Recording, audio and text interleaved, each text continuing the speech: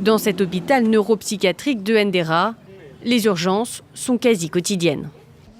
Comme cette jeune femme, accompagnée dans la matinée par les autorités locales, ce sont les services sociaux qui ont donné l'alerte. Elle était désorientée, elle disait des choses qui n'étaient pas logiques. Et puis les jours passés, elle était agressive, oui, envers les autres. Les équipes médicales tentent de la rassurer. Elle est immédiatement prise en charge par un psychiatre. Depuis 50 ans, l'hôpital psychiatrique de Ndera soigne et prend en charge les personnes qui souffrent de troubles mentaux. L'hôpital peut accueillir près de 400 patients. Les cas les plus urgents sont internés en salle de crise. La veille, cet homme arrêtait les voitures sur la voie publique et demandait à s'adresser au président de la République.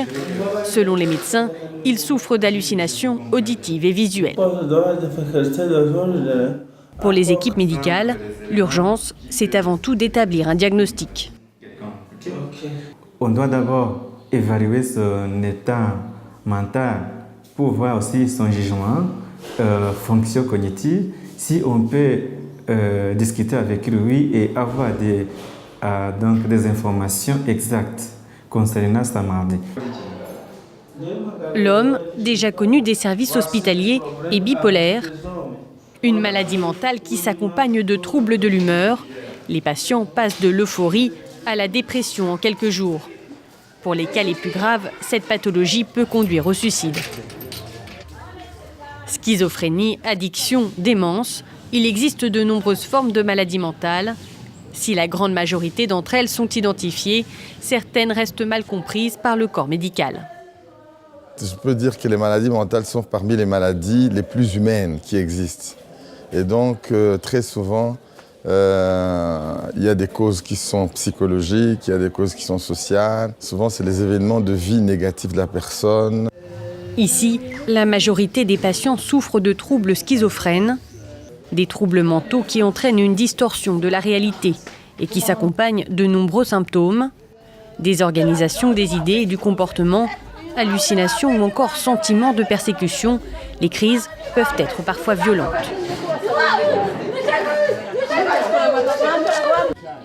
À 26 ans, Fabrice est lui aussi touché par la maladie. Pour ce jeune patient, tout a basculé il y a 2 ans. La première manifestation de la schizophrénie, c'était des voix. J'entendais beaucoup de voix qui me disaient que les autres étaient mauvais. Alors j'évitais tout le monde. Je n'étais plus capable de savoir où j'étais. J'ai commencé alors à prier dans la rue. Ma famille a vu que quelque chose ne tournait pas rond. Ils ont décidé de m'envoyer à l'hôpital. L'origine de la schizophrénie est encore mal connue, mais comme d'autres troubles psychotiques, elle serait en partie liée à un déséquilibre des molécules chimiques du cerveau appelées neurotransmetteurs. Des molécules qui influent sur la mémoire, le sommeil ou encore l'humeur. Chez les malades, ces molécules peuvent transmettre de fausses informations au cerveau. Il y a 6 mois, Fabrice pense qu'il est guéri et décide d'arrêter son traitement. Mais c'est la rechute et les symptômes de la maladie réapparaissent. Pour le moment, il connaît une légère amélioration, mais il signale que les hallucinations auditives et visuelles persistent. Il y a des pathologies particulières, comme la schizophrénie, qui, elle, nécessite un traitement à vie. C'est comme ça, c'est déjà programmé au niveau génétique et au niveau même des neurones du cerveau. Chaque fois qu'on veut arrêter le traitement, il y a des rechutes. Pour prévenir les crises et soulager les symptômes, l'accompagnement passe, entre autres, par la prise de médicaments. Les molécules et les doses sont adaptées à chaque patient. En parallèle, l'hôpital propose aussi des ateliers d'ergothérapie. L'idée, permettre aux malades de s'exprimer pour soigner le corps, mais aussi l'esprit. C'est les thérapies par travail. On utilise les activités surtout pour les patients, comme l'objectif c'est pour développer l'autonomie et leur indépendance. La lecture et l'écriture permettent à Patrick, le jeune schizophrène, de s'évader et d'oublier un peu la maladie. Cette activité me fait du bien. Ça m'empêche de penser à des choses qui peuvent rendre ma maladie dangereuse. Cela m'empêche de faire des crises. Quand je viens à l'atelier d'ergothérapie, je peux me concentrer sur une chose et je me sens bien. Cette approche pluridisciplinaire est primordiale selon les médecins. Pour soigner les malades, les problèmes doivent être compris mais aussi traités de manière globale.